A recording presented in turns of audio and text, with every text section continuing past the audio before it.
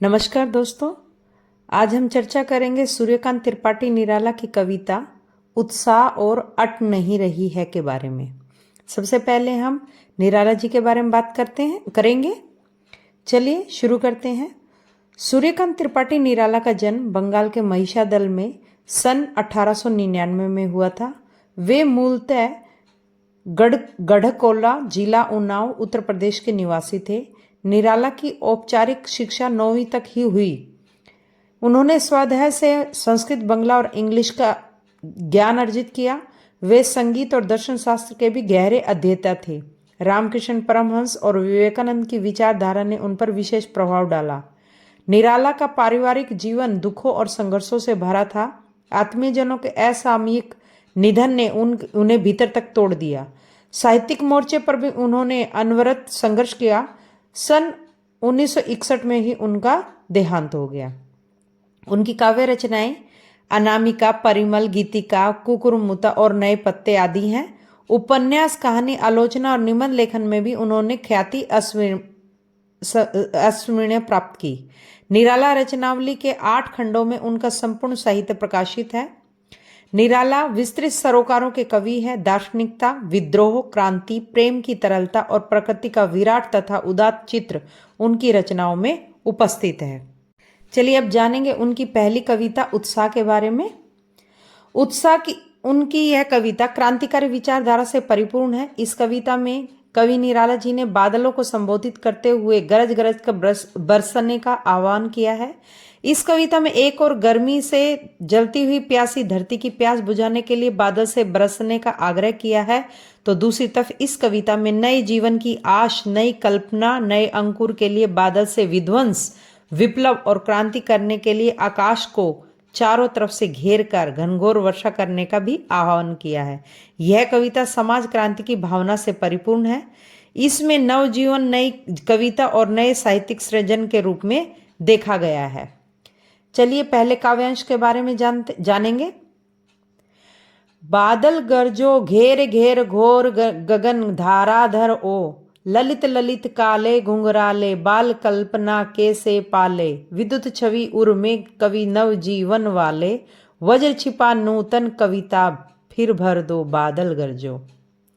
इसके शब्दार्थ हैं गगन आकाश, धाराधर मतलब बादल, ललित सुंदर, विद्युत बिजली, उर हृदय, नूतन नया।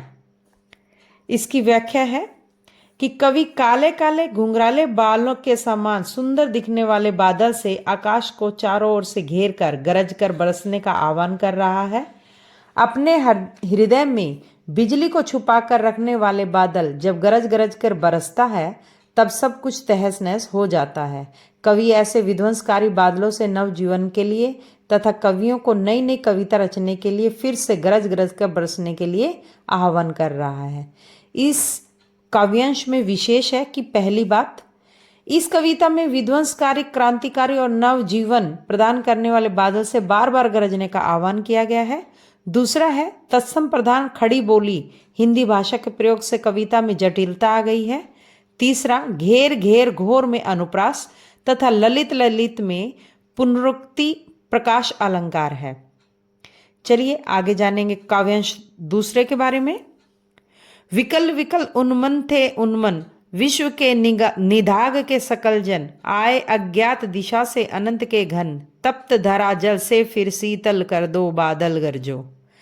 इसके शब्दार्थ हैं विकल मतलब व्याकुल, उन्मन मतलब कहीं मन नहीं लगना और अनमनापन, निधाग मतलब गर्मी, सकल मतलब सारे, घन मतलब बादल, तप्त धरा माने जलती हुई धरती, शीतल माने ठंडा। व्याख्या है, कवि कहते हैं कि गर्मी के भयंकर ताप से संसार के सभी लोग व्याकुल और उन्मने से हो रहे हैं। अज्ञात दिशा से आए हुए आसमान के बादल से कवि इस भयंकर गर्मी से जलती हुई धरती को अपनी वर्षा जल से फिर से शीतल कर देने का आग्रह कर रहा है।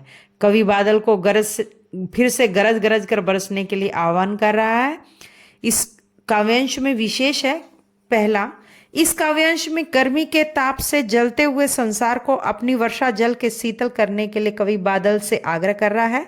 दूसरा, तत्सम प्रधान खड़ी बोली हिंदी भाषा के प्रयोग से कविता में क्लिष्टता और जटिलता आ गई है।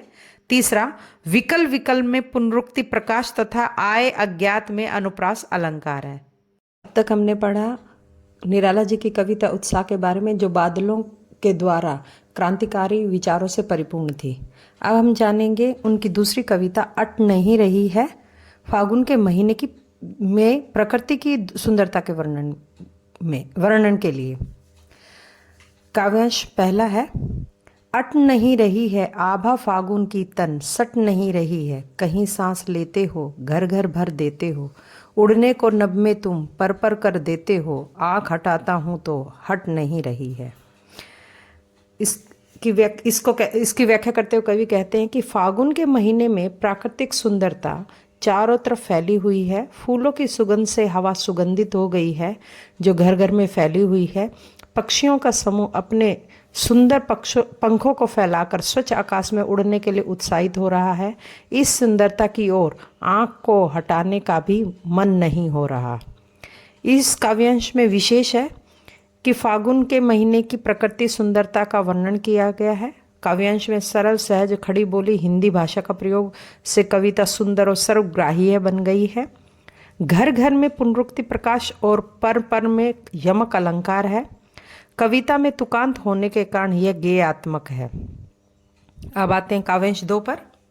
पत्तों से लदी डाल, कहीं हरी कहीं लाल, कहीं पड़ी है उर में मंद गंध पुष्पमाल, पाट पाट शोभा श्री पट नहीं रही है।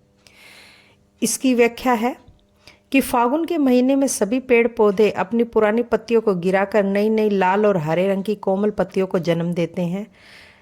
चारों तरफ पेड़ पौधों में सुंदर और सुगंधित फूल इस तरह से खिले हुए होते हैं जैसे किसी ने अपने गले में रंग बिरंगे फूलों की माला डाले हुए हो। जगह जगह पर प्रकृति की सुंदरता इतनी बढ़ गई है कि वह सुंदरता इस धरती पर और लोगों की आंखों में अट नहीं रही है।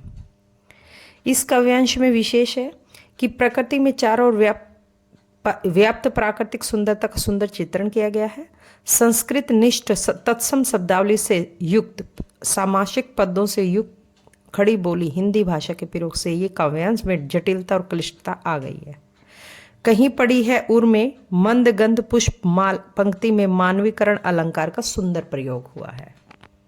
पाठ पाठ में पुनरुक्ति प्रकाश और शोभाश्री में अनुप्रास अलंकार है। पंक्तियों में तुकांत होने के कारण कविता गेयात्मक है। इस प्रकार हमने जाना होली का त्यौहार फागुन के महीने में आता है। फागुन के महीने में सभी पेड़ पौधों से पुराने पत्ते झड़कर उनमें नए नए पत्ते उगाते हैं। पेड़ पौधों में रंग बिरंगे फूल खिलने लगते हैं। इन फूलों के रस और सुगंध हवा मिलकर हवा को अत्यंत मादक बना देते हैं। आमों के पेड़ों में नए नए मंजर निकलने लगते हैं। कोयल अपनी मधुर आवाज से सारे वातावरण को गुंजायमान कर देती है। बसंत ऋतु में प्रकृति में अभूतपूर्व परिवर्तन देखने को मिलता है। फागुन के महीने में नर नारी बड़े बूढ़े सभी आपस में मिलकर होली खेलने लगते और चारों तरफ आनंद और उल्लास का माहौल छा जाता है। दोस्तों, अगर आपको मेरा वीडियो पसंद आ रहा है तो लाइक करें, सब्सक्राइब करें और मुझे कमेंट सेक्शन में जाके बताएं कि मुझे किस टॉपिक पे वीडियो बनानी चाहिए। और मेरा वीडियो देखने के लिए आपका बहुत बहुत धन्यवाद।